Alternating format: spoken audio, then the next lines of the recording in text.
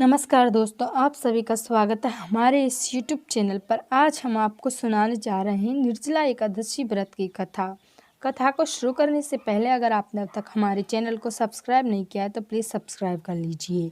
निर्जला एकादशी ज्येष्ठ मास की शुक्ल पक्ष की एकादशी यानी कि सुधी में पड़ने वाली एकादशी को निर्जला एकादशी कहा जाता है। निर्जला एकादशी में जल नहीं पिया जाता, इसलिए इसे निर्जला एकादशी कहते हैं। यदि बिना खाए नहीं रहा जाए तो फलाहार लेकर व्रत करें। वर्ष भर की सब एकादशियों में यह सर्वोत्तम मानी जाती है, अर्थात पूरे वर्ष में पड़ने वाली 24 एकादशियों में ज्येष्ठ माह की शुक्ल पक्ष में पड़ने वाली यह एकादशी सर्वोत्तम मानी जाती है। इसका पूजा विधि विधान इस प्रकार है कि इस दिन सब मटकों में जल भरकर उसे ढक्कन से ढककर रख दें और ढक्कन में चीनी व दक्षिणा फल इत्यादि रखकर दे दें। जिस ब्राह्मण को मटका दें उसी ब्राह्मण को एक एक सीध और शरबत दें। स्त्रियों को इस दिन मेहंदी लगाकर, नथ पहनकर, ओढ़नी ओढ़कर वायना निकालना चाहिए। एक मिट्टी के मटके में जल भरकर ढक्कन में चीनी रुपया रखकर तथा वायने के साथ आम रखकर और करवे पर रोली से सातिया बनाकर ढक्कन से ढक दें। फिर हाथ फेरकर सासू जी के पैर छूकर दें। यही इसका पूजा विधि विधान है। इसकी कथा इस प्रकार है कि प्राचीन काल में एक समय की बात है, भीमसेन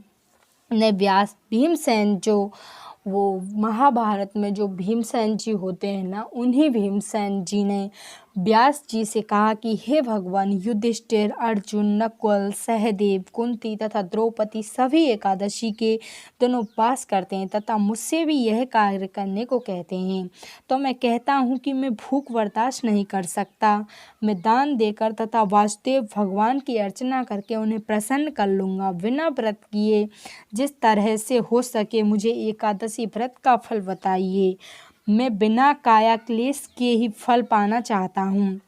इस पर वेद व्यास जी बोले, हे भीमसेन, यदि तुम्हें स्वर्गलोक प्रिय है तथा नरक से सुरक्षित रहना चाहते हो तो दोनों एकादशियों का व्रत रखना होगा। भीमसेन बोले, हे देव, एक समय के भोजन करने से मेरा काम ना चल सकेगा। मेरे उदर में वक्र नामक अग्नि निरंतर प्रज्वलित रहती है। पर्याप्त भोजन करने पर भी मेरी क्षुधा शांत नहीं होती। हे ऋषिवर, आप कृपा करके मुझे ऐसा वर बतलाइए कि जिसके करने मात्र से मेरा कल्याण हो सके। व्यास जी बोले, हे भद्रपुरुष, ज्येष्ठ की एकादशी को निर्जला व्रत कीजिए। स्नान आचमन में जल ग्रहण नहीं कर सकते। अन्न बिल्कुल ना ग्रहण कीजिएगा। अन्न आहार लेने से व्रत खंडित हो जाता है। तुम भी जीवन पर्यंत इस व्रत का पालन करो। इससे तुम्हारे पूर्वकृत एकादशियों के अन्न खाने का पाप समूल नष्ट हो जाएगा और इस दिन ओम नमो भगवते वासुदेवाय मंत्र का उच्चारण करना चाहिए एवं गोदान करना चाहिए। व्यास की आज्ञा अनुसार भीमसेन ने बड़े साहस के साथ निर्जला एकादशी का व्रत किया, जिसके परिणाम स्वरूप वह प्रातः होते होते संज्ञाहीन होकर धरती पर गिर पड़ा। तब पांडवों ने गंगा जल, तुलसी, चरणामृत प्रसाद देकर उसकी मूर्छा दूर की।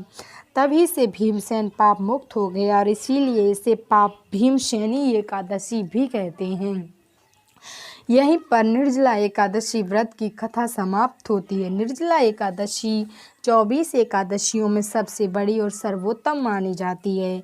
इसका व्रत करने से सर्वश्रेष्ठ व उत्तम फल प्राप्त होता है। जो भी मनुष्य भक्ति पूर्वक इसका व्रत करता है, पूजा विधि विधान करता है, वह इसके दिन अन्न ग्रहण नहीं करता, उस मनुष्य को निश्चय ही अपने पापों से मुक्ति मिलती है और उत्तम फल की प्राप्ति होती है।